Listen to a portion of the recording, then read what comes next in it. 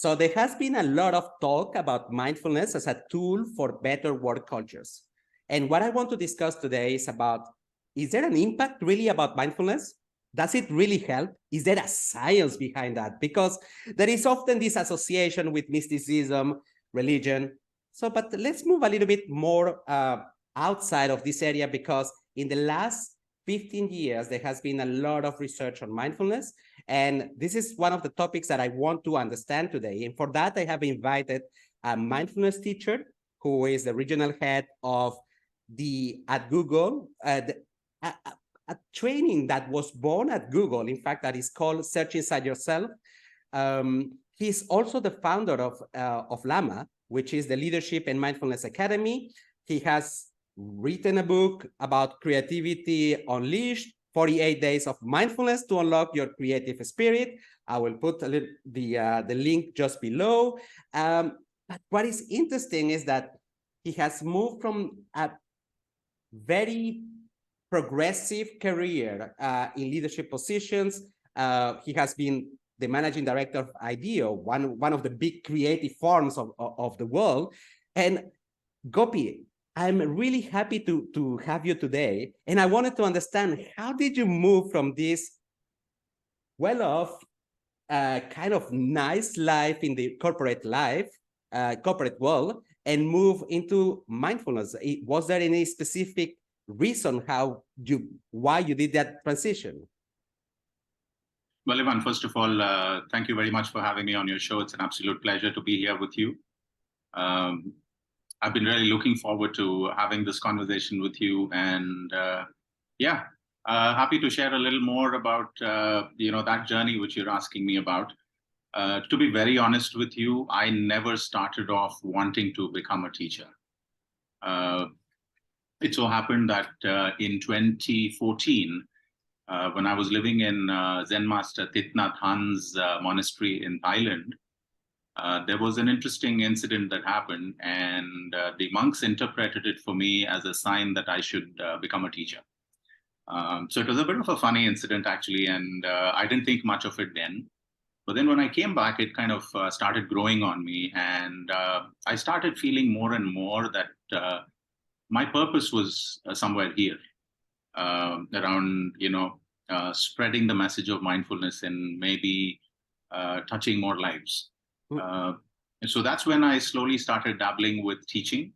And eventually I made the transition from doing what I was with the IDEO to experimenting with teaching. Apparently it went well, because people, I thought, they didn't throw rotten eggs at me, but they asked me to teach them a little more. It seemed like a good sign. So then I made the shift and started teaching full time.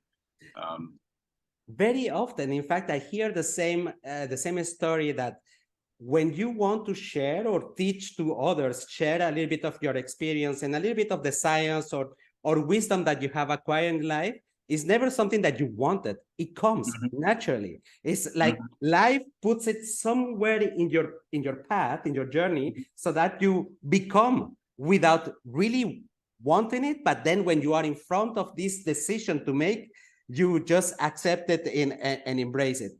It is quite interesting that these principles of mindfulness are kind of an old heritage of humankind. It doesn't belong to one single culture, even though, if you ask a little bit the Chinese or some Indian populations, they will tell you, oh, it comes from my country. Right. How comes that in the last years, it has taken so much more visibility? And the example is clearly like some even tech companies embracing the mindfulness. Like, how comes that Google decided to create a specific training for their well-educated people that it was regarding mindfulness? Can you tell me a little bit more about this necessity that it has come in the last years for mindfulness? For sure. That's a great question, Ivan. And I think you're absolutely right when you say that mindfulness actually doesn't have anything to do with religion. If you look at the word itself, it suggests basically what is mindfulness. Often we say, be mindful of the step. When you're boarding the metro, it says, be mindful of the gap. Right? Mindful is just be aware. And it's an essential human quality, actually, that we all have, irrespective of religion. We all have the ability to be aware of something, aware of our body, aware of our mind, our thoughts, our emotions, our surroundings. So awareness is an inherent human quality. Mm.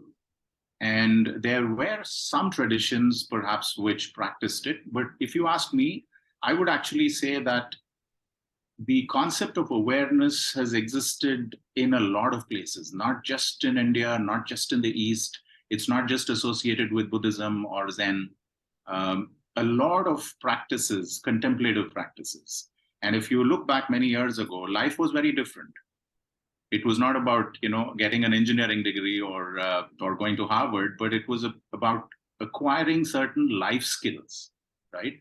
And awareness was always found to be a very effective way to acquire some of these skills, like self-awareness or compassion, for that matter.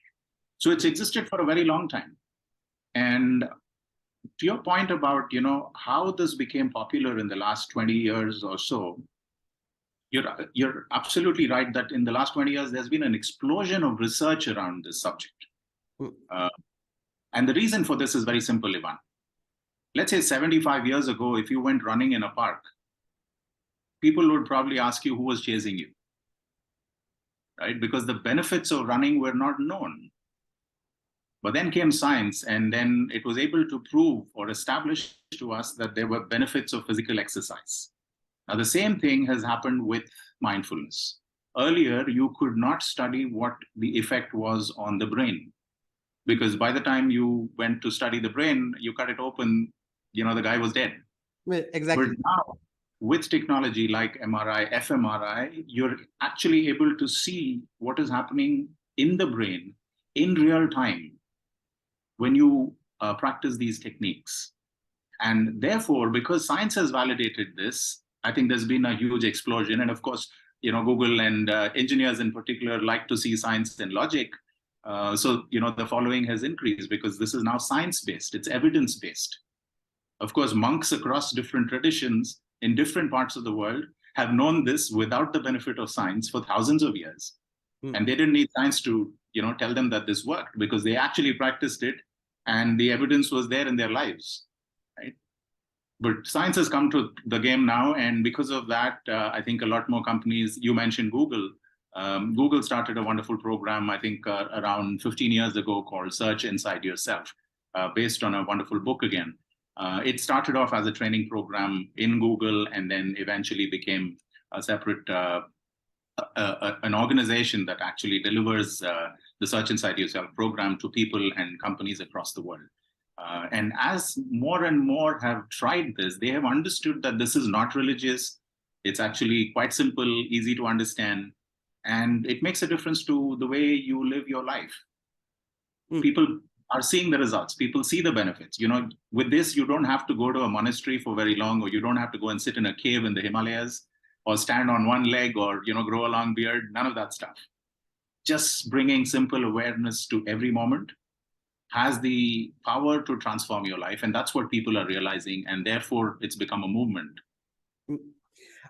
What strikes me the most is something that you have said, that we as humans, we all have this ability to for mindfulness. But the problem is that our brain is overloaded with crap. So we don't know how to activate it, right? That's the major, is like our biological wiring of our brain is made to be a little bit like dreaming, unfocused, not on the present, just thinking about the future, about the past. It's very difficult to activate it, and it's very difficult to practice. And when we don't know enough about mindfulness, we think, oh, I have to be a monk or I have to do hours and hours of meditation. But I think that the real issue is that when is for people to start this first step, and this first step it can take a couple of minutes, but it's about regular practice, so that we can start taming a little bit the irrational part of our brain. The other thing that you mentioned is about this contemplative practice that is kind of the core of mindfulness, is our ability to observe ourselves like in a third perspective, so that we can detect what is going on with ourselves.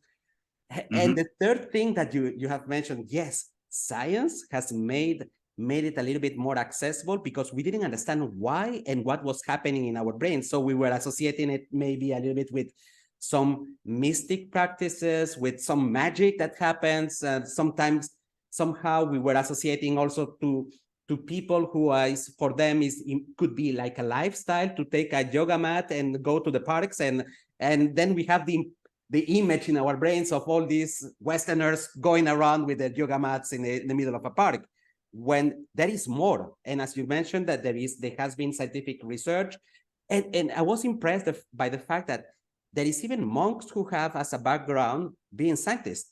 And like I think that there is this French monk, Mathieu Ricard.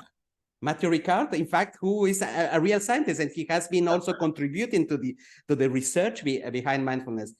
And it's really great that the writer, this guy who initiated search inside yourself at Google, is also like a scientist. It's not like somebody who comes from the outside. No, he was a tech guy, and he could understand also these tech people, and he could understand what was missing. So there is a lot of like confusion around about defining, and there is also misconceptions about mindfulness, because it's still not broadly understood. And somehow I tend to believe some people say, you cannot explain it, you have to try it to understand what it means. It is difficult to accept that, because it's almost like accept it is almost like faith. And for some people, it might, if you are a little bit analytical, it's a little bit difficult to accept. Gopi, in your experience, what are the biggest misconceptions that you have heard about mindfulness? Yeah, no, I think before I specifically respond to that, Ivan, I want to touch upon a point that you made, which is about how, the mind has become so distracted today. Now, some decades ago, if you looked at it, there were far fewer distractions, right? To start with, we did not have a digital extension of our body called the smartphone. And then the whole, tech revolution happened, and there's just so much more information that's coming at us these days. We're constantly bombarded with information. And the simple fact is that as human beings, we are not wired to hold more than one thought at a time. Go ahead and try it right now. Can you hold more than one thought in your mind at any point in time? You cannot. So with the result that we're constantly switching between thoughts and tasks, therefore, right? And so much so that multitasking has become synonymous with efficiency. People think multitasking is a really cool thing, and they're actually very efficient. If you ask me, I say multitasking is when you're doing multiple tasks equally badly at the same time. Yeah, indeed. Right? And in a sense, if with this understanding, if we just take a step back, we just pause for a moment and realize that we can actually take awareness to each moment, I think that's the simplest understanding of mindfulness that we can have. It just starts there. Basically, it's nothing but the awareness of what is happening in this moment. It could be at the level of body, it could be what kind of thoughts are going on, it could be what kind of emotions are happening. And that in itself has the ability to bring in focus. It brings in calm. With calm comes clarity. Your ability to solve problems improves, right? The whole host of benefits that follow with that. So I'm completely with you when you say, this is misunderstood or misconstrued to be some magic or some mystical stuff. Let's talk about the misconceptions. I think the first and foremost misconception that people have is that this has to do with some religion, maybe Buddhism or Hinduism or Zen. And while these religions maybe have had more of these practices in them, it's not necessary that mindfulness only belongs to these religions, right? As I said before, mindfulness is an essential human quality. even if one didn't have any religion, one would have the ability to pay attention, right? Now look at this. For example, once we're born, it takes us some time to start storing information in our consciousness, right? And a lot of information gets stored in that consciousness. When you want to recall something from the storehouse, what do? You pay attention, right? Close your eyes and you try to remember, and your attention goes and brings that information up for you. So this is basically at the core of mindfulness, the ability to pay attention, right? Instead of being in the past, instead of being in the future all the time, just being in the present moment is at the core of mindfulness. So the first, let's say, misconception is that this is around religion. I think the second misconception is that you have to be spiritually inclined to practice these things. And I don't think it's necessary. It may be a nice bonus, but it's not certainly a necessity that you have to be spiritually inclined to practice contemplative practices or mindfulness. In a sense, if we look at meditation itself, it's nothing but mental training, right? It's as simple as physical training. You go to the gym, you lift weights, you do dumbbells, you get onto the CrossFit trainer. Similarly, meditation has different kinds of mental training. And one of them is mindfulness, which is basically about paying attention to the present moment, right? And then I think the third thing is around thinking that, these are very mystical sort of practices which require you to, as I said before, stand on one leg or twist your body into yoga kind of positions. And while you can do that, you can even practice mindfulness when you're playing basketball on the North Pole. But you can practice it in everyday simple moments, whether you're having a cup of coffee like you are right now, or speaking with somebody, or drafting an email, or washing the dishes, or cleaning your car. Every moment actually provides an opportunity to be in that moment. And as you do this repeatedly, there is a certain kind of energy that builds up, the energy of mindfulness. And that energy is something amazing, which allows you to perform at your best. You mentioned creativity. I'm a big believer that it actually enhances your creativity, opens up the tap of creativity, and a whole host of other benefits, including emotional intelligence. If you look at it today, one of the most important skills are supposed to be emotional intelligence skills. A lot of us know that EQ is more important than IQ today. The 21st century skills, as they are called, are all skills which can be built through mindfulness, through the practice of mindfulness. We speak of a VUCA world, a world which is volatile, uncertain, complex, and ambiguous. And I think we moved past VUCA. People are now speaking of a world which is brittle, which is anxious, which is non-linear, and which is incomprehensible. And in this kind of an environment, what are the skills that are required? The skills that are required are courage, open-mindedness, empathy, the ability to connect with another person. And these are the skills essentially that mindfulness can very easily help you build. So if we, for a minute, just park the mysticism and the misconceptions around it and understand that this is actually something very easy, which is inherent already. We all have inbuilt mindfulness. And if we can just practice a little more and day-to-day kind of techniques, then something amazing can actually happen. I like the last part of what you share with us. The thing is that prior to that, you were mentioning that the fact that our brain is not made for multitasking. When we do multitasking, it's basically that we are mindless, like we are just doing things on the flow. We are not thinking about what we are doing. And then you say, yeah, we are not doing the good thing for any of the tasks that we are doing in parallel. And what we tend to forget is that most of our brain is not the intelligent part. It's not the one that process analytical thoughts that make us be more creative, who is process oriented. Most of our brain is in fact like is like long-term norms that we have fixed, shortcuts, patterns about how we should be reacting, and it has been built because of our evolution, like in order to escape danger. So there is our brain lights on in terms of in order to have quick reactions into the 95% that is without thinking. And mindfulness allows you to balance a little bit more, to wake up a little bit this part that is a little bit more analytical. So there is one part that it might be the amygdala regulating all of our emotions, our perception of our surrounding.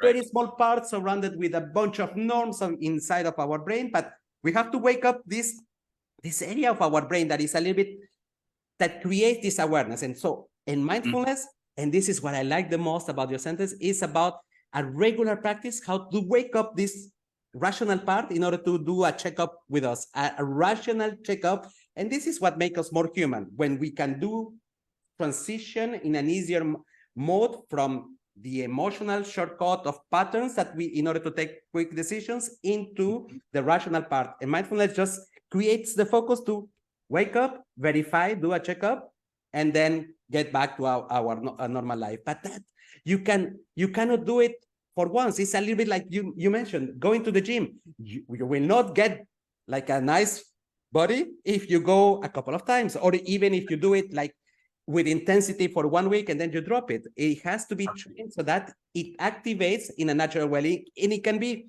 you mentioned also, at any time you activate it, like before the basketball game, before a meeting, when you wake up in the morning, you can activate it in order to do a good checkup on where you stand, and with the bunch of things that you have to do.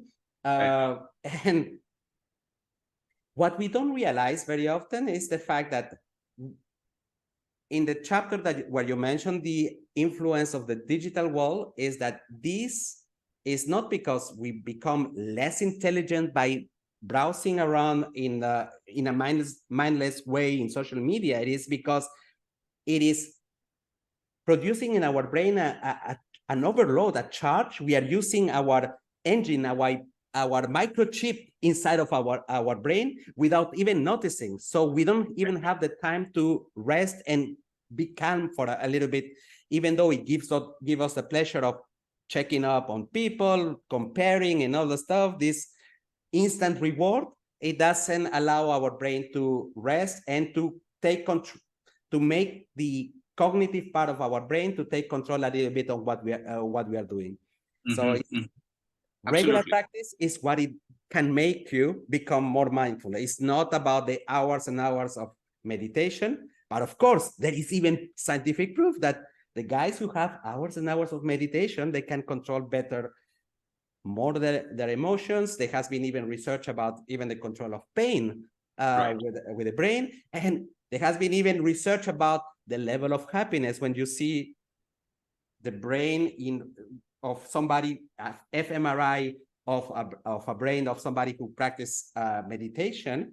You see that the areas of the brain that are correlated to happiness are like fireworks. Absolutely. They can realize more if they are happy, because we are turning into a society where we are not satisfied about anything, because we don't have the time to think about what did I get today. Right. Yeah, and I think one of the key things in this, Ivan, is the fact that we are most of the time on autopilot. Right? And you spoke about how, some of these things are built in at an early stage, and then we're just acting based on assumptions, habit patterns, multitasking. And this leads to rumination, it leads to distraction, it leads to lack of focus, right? And yes, there is the amygdala, which a lot of us know about, but I think the amygdala is not a complete villain. The amygdala is also responsible for our survival, because that's what has kept us alive, right, over eons. But in the process, what has happened is the amygdala has still retained its fight, flight, or freeze nature. So even well, back in the Stone Age, I think when we were, looking for survival, it was very important because the amygdala saw a bear out there and said, "Oops, run or hide or climb a tree," and that was very necessary then. But we don't come across tigers and bears in everyday life today. However, the amygdala is still signaling, fight, flight, freeze, and that puts us in a certain kind of a state. And just like you said, when we practice mindfulness, essentially what we're doing is we're strengthening the connection to the prefrontal cortex, the part of the brain that makes, executive decisions, that's responsible for creativity, for art, language, analytical skills. So basically, the connections to this part of the brain are becoming stronger, just like muscles when you lift dumbbells. So through repeated practice, you're making these connections stronger. In fact, there's a very interesting study which shows that when we are at rest, for example, when you're not doing anything, or rather you think you're not doing anything, there's a certain part of the brain called the default mode network, which is active. And this part of the brain is actually responsible for rumination, repeated, thinking of thoughts, leading to dullness. And studies have shown that even with a little bit of practice of mindfulness, there are connections made to other parts of the brain which are responsible for concentration and focus. And these are the parts of the brain that light up even when you're not doing anything. Yep. Right? So it is not just during the practice, but science is now showing that the effect of what you do during the practice can last even after the practice. It is impressive that just by starting doing it, we can get already certain improvement. Absolutely. Absolutely. And today you may not have time to go to the gym. And that's the beauty of mindfulness. You don't have to find time to go anywhere because every moment is actually giving you an opportunity to practice it. Every single moment is giving you an opportunity to practice it. If you're lifting a glass of water to take a sip, that's an opportunity to practice. So you don't have to go anywhere. You don't have to do any new stuff. You just have to change the stuff that you're doing a little bit and do it with more awareness, calm, clarity, happiness, automatically. Exactly. Do you think, Gopi, that is there any specific reason why we hear about this practice of mindfulness at work coming from tech companies? Why tech companies? Why is not the big Danones of Unilevers who started that? Rather, we hear about Facebook, Google. Why tech people? I mean, in fact, they should be the ones who don't believe in this because they are a little bit more rational. Why did they embrace it in an easier manner? The practice of mindfulness at work. That's a great question, Ivan. And I can only offer a response. I may not have the answer. I think tech companies are inherently more on the edge. Innovation growth is usually fastest at the edges. And as a tech company, you have to be a little closer to the edge. I mean, I love P&G and Unilever and the companies you mentioned, and they do a fair amount of innovation as well. But if you look at the pace at which tech changes, it's almost by the day, right? And so to stay ahead of that game requires a certain kind of a mindset where you're constantly experimenting with new stuff. And to that extent, I think that might be one factor which prompted some of these companies to experiment with this. And then they saw the results. And having seen the results, who doesn't want more creative or more innovative employees? Who doesn't want happier employees? Right? So then they were able to back that effort with more investment. And when tech companies do it, most of the world takes a closer look at it and say, oh, I want to be like Google. Or That's totally true. Have you seen any studies about the results, the impact of mindfulness at work? Something that where there is clearly like the bottom line that we see for instance, increase in productivity, increase in creativity, increase, I don't know, on people people being a little bit more engaged at work when they apply principles of mindfulness? Yeah, for sure, for sure. I think today actually there are a lot of examples. Initially, it would have probably been a couple of tech companies, Google kind of companies, but I think today it's gone beyond just companies.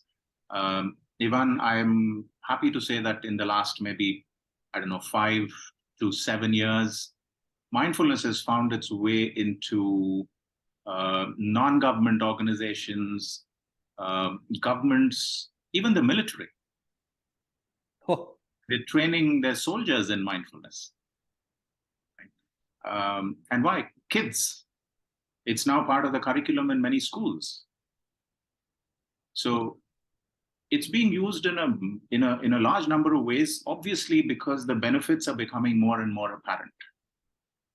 There is a technique called MBSR by Dr. John Kabat-Zinn, which is mindfulness-based stress reduction. And this is a very popular technique for post-operative care. So how are you able to work with patients who are coming out of complex surgeries, or even rehabilitation for that matter, through mindfulness? So I think today it's really nice to see this gathering momentum. And when we speak of workplace well-being, I think mindfulness sits right there, not just as a technique. The technique is one aspect of mindfulness, but just purely as being aware. And even if you look at your elements of workplace well-being, which are your diversity, equity, inclusion, all of these stem from a basic quality of awareness, isn't it? Indeed, indeed. Yeah. And how do we build that basic quality of awareness? Through certain techniques of mindfulness. This practice that you mentioned, MBSR, mindfulness-based stress reduction, in fact, only very recently, and I have to be very sincere with you, Gopi, my interest in mindfulness is not something that I got 20 years ago.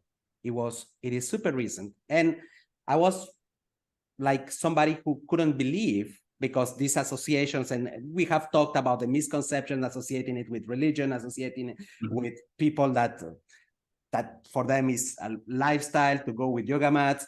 So it took me time until I tried. And I tried it with my minimum viable product, which is breathing exercises.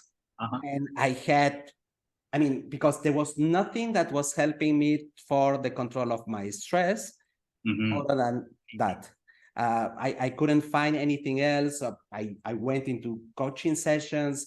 I was trying to keep a little bit of a structure in my life, but it wasn't enough, because I wasn't taking time to be able to detect the early signs of my stress.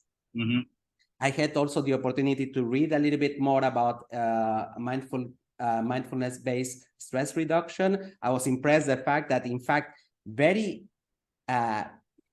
famous universities have it as part of the curricula in order to develop people who can really teach it, because now there is science behind that. It's not a crazy guy who invented it and talked about it in the 60s. Somewhere in Goa. We were talking about Goa just before. No. It is really professors who have developed a curricula that is having impact in our day-to-day life. I also liked, Gopi, the fact that you describe mindfulness in your book, Creativity Unleashed. You claim that anyone can develop creativity through mindfulness. Is it possible to make it, like, to say, we take a big organization and do it at scale? Because it's not something that it is enough just to throw a 1 day or 2 days training. People need to practice. It's like mindfulness without practice is like the fact of knowing how my brain works or reacts is not enough. If I don't do it, I will never get to know what is the result. Is it possible to do it at scale? Because scale is the big reason why some organizations are a little bit resistant. They say, oh, but we will have to repeat this training several times, and then we have to pay Gopi to come several times, and he's expensive. It is not. I'm joking. How can we do it at scale, Gopi? Right. That's a great question, Ivan. I'm so glad you asked this. What I'd like to do is let's break this into a few smaller parts and then look at it. Let's start with the point that you made about how I say everybody is creative. And I'd like to ask you. I mean, I'm sure you're an extremely creative guy, but when you look at kids, when you look at children, can you see that all children are pretty much similar in terms of creativity? Up till a certain point, we all draw the sun in the same crooked lines and put the smile and put those lines out. We all draw the hills like that and a hut, right? Yeah. So, and then children have wonderful imagination, right? We can make a tent out of a bedspread and have a great story around it. So as children, we are all extremely creative. And then something happens.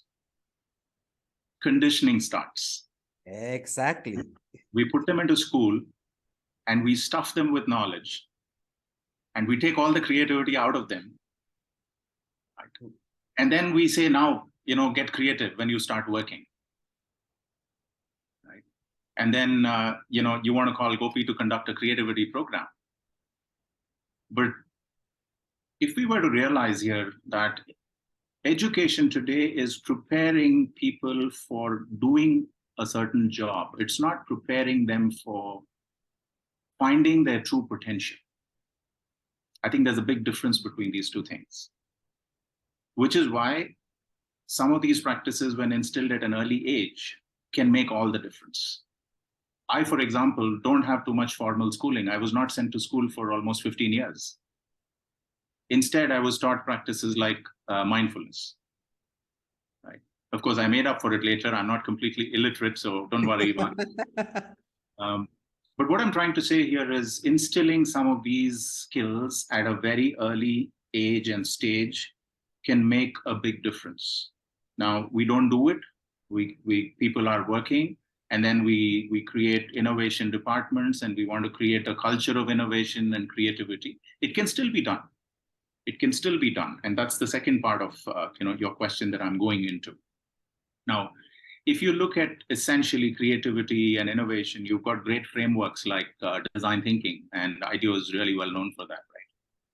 If you look at some of the core principles, what is design thinking? Design thinking is basically a framework that anyone can apply to creative problem solving, right? It tells you to go empathize with the customer, collect ideas, come back, brainstorm, create a lot of ideas, quickly prototype, fail, try again, right? Now, it's a great framework. But if you just step behind it, what are the qualities that are required for this framework to function? When you go and look at how your users would use a particular product, you need empathy. Mindfulness is something that can teach you empathy, right? With a calm, clear mind, you can come up with lots of ideas. And when you fail, you need resilience to bounce back. Now, these are all qualities that something like mindfulness can help people learn. Now, the challenge is, how do you do this at scale? Because typically what happens is, you have a workshop, some guy comes, there are 30, 40 people for 2 days, they do a workshop, they drink some beer, everybody's happy, the box is ticked, and we all go back to our regular lives. There is no sustainable habit formation. So I would not even think of creativity as something you do on a particular day in a particular area of your work. I actually think creativity is an energy that flows through all of us, and it can flow all the time. Even if you're making an omelet, you can be creative, right? So the important thing for this is to take practices like mindfulness and make them into habit. And I think this is where we at Llama are different, because the platform that we have created operates on a mindfulness-based pedagogy to help people acquire the skills that are required and form habit. So through a cohort-based model where you're working or learning this along with other people, because the social impact of learning together with other people is very high. Cohort learning is 4 to 5 times more effective than DIY. Right? And mindfulness-based learning is also 3 to 4 times more effective. So we combine some of these things, and then using technology, we're able to allow people to go on a journey where mindfulness is not just something you do for 2 days with Gopi, but you actually make it habit in your life, right? So whether it's brushing your teeth in the morning or having a shower or writing an email or making a presentation or solving a problem at work, you're relying on skills that are inherently in you. And you're not just depending on external frameworks, because frameworks are like, a patch you can put on it. But if what you have inside is powerful, then the framework is even better. And using certain levers, like I mentioned, mindfulness, cohort learning, and most importantly, making this into sustainable habit, you can actually create transformation at scale. And we are doing exactly that. It's almost, Gopi, like in the same way that conditioning has been created, because conditioning is the repetition of something, and then it gets anchored in our brain, and then it becomes our beliefs. Like, I'm an engineer, so I cannot be creative. That is a conditioning that a lot of people in engineering believe. You have to be a marketeer to study marketing in order to be creative. I have seen the opposite, the other way around sometimes.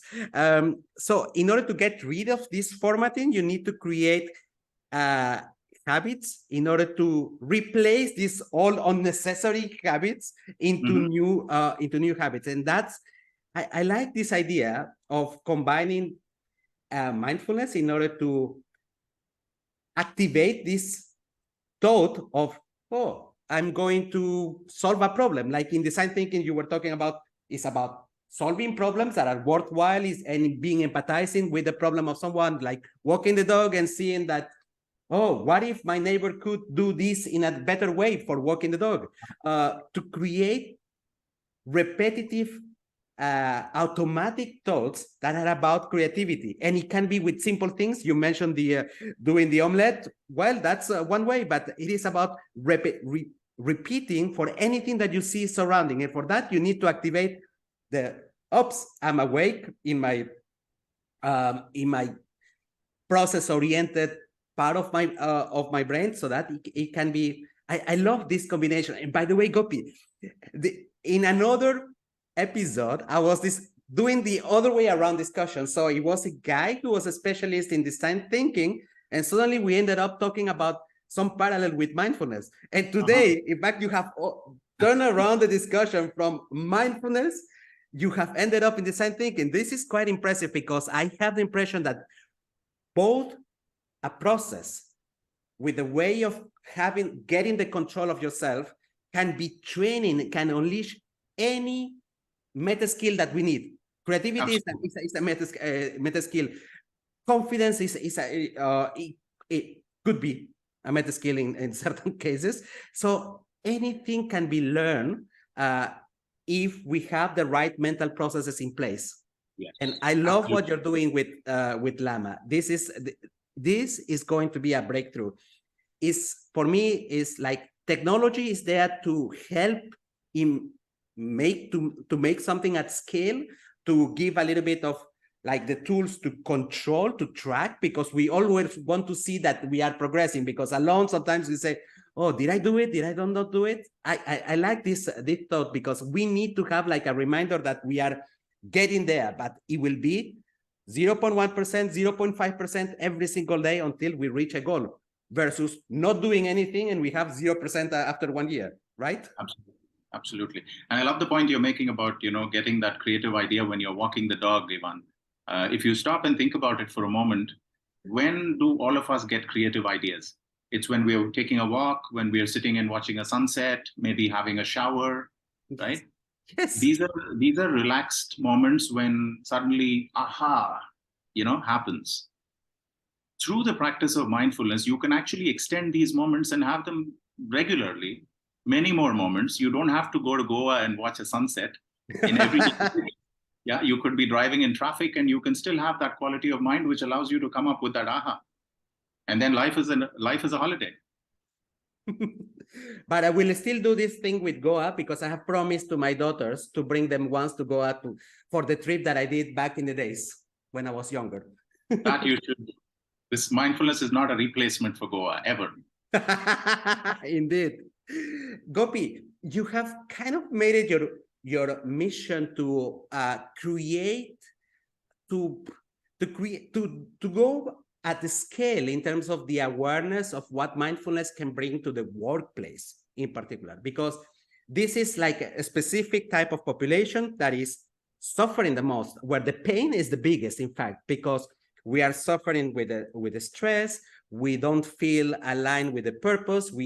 Companies are also suffering because there is a lot of talent who decides just to leave because it's not aligned anymore with any purpose that we have. We don't know exactly what we want. There is a cognitive dissonance between the values of a company and the values that we want for ourselves, or the imagination that we had. Is this the person that I wanted? Did I want to become an accountant that is just stamping stuff at work?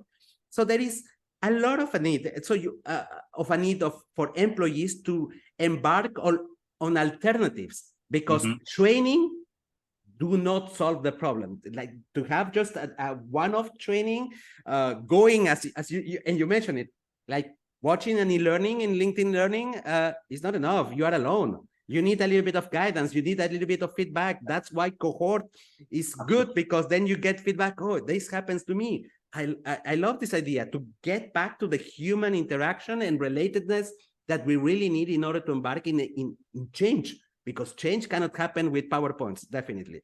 So you have started a set of global events to democratize the accessibility of mindfulness at work.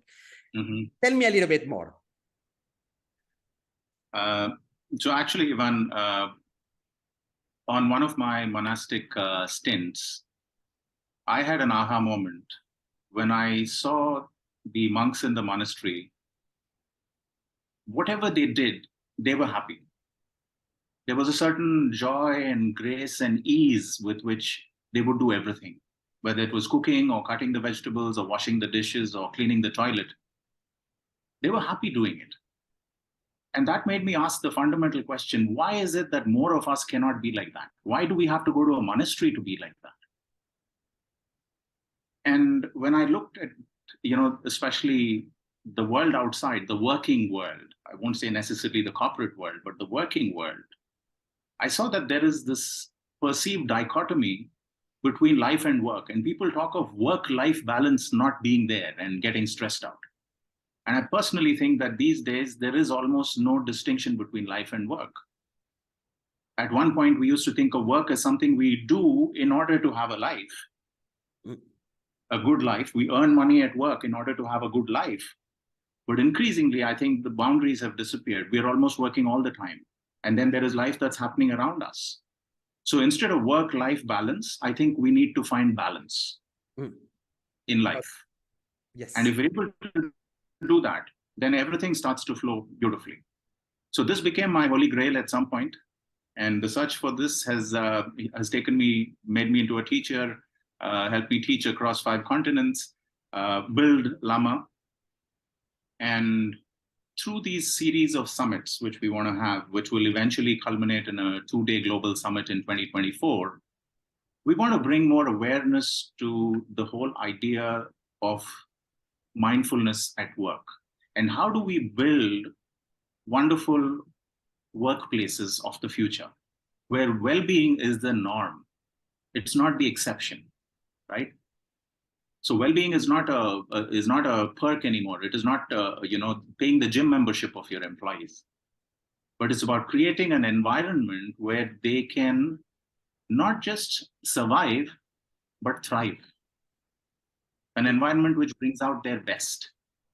Because as an employer, it's very simple. If you were to recognize this and if you were to facilitate this, you'd actually be furthering your own cause, because a happy employee is a productive employee, is a creative employee, and it's going to impact your own bottom line, right?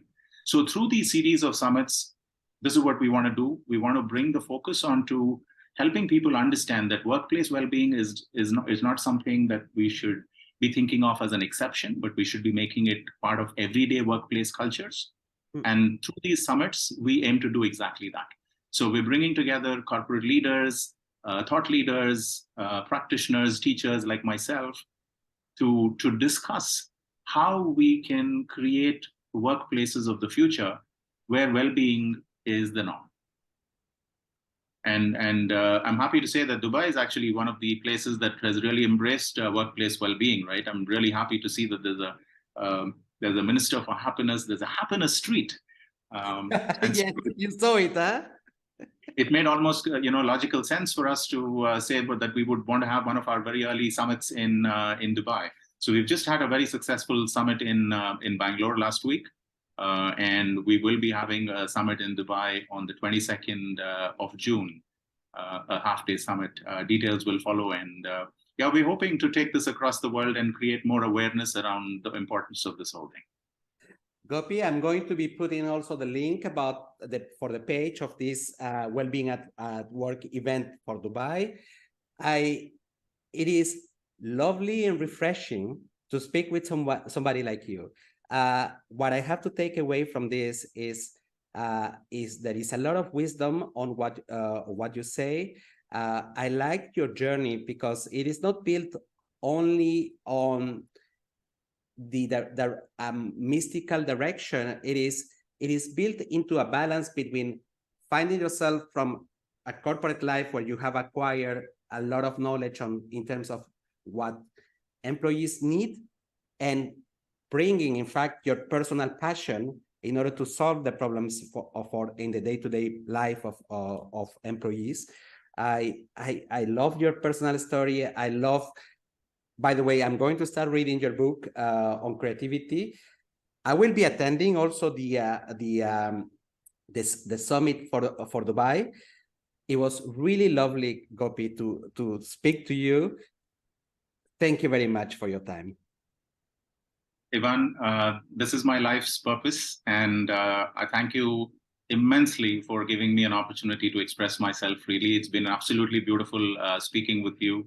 I've completely enjoyed our conversation, and yeah, more power to mindfulness, and may we continue to, touch more lives. Thank you so much. Thank you, Gopi. So I will be putting the links for Llama, mylama.co. Would be putting the link for your book on creativity, and probably I will be putting also your LinkedIn profile, because if somebody wants to ask you a question, I'm pretty sure that you will be happy to answer. Of course. I'm very accessible, and I'm happy to answer. In fact, I answer every single question that people ask me. Sometimes I may be a little late, but I will answer. Thank you, Gopi. Thank you. Have a great day. Ivan, thank you so much. It's been a pleasure.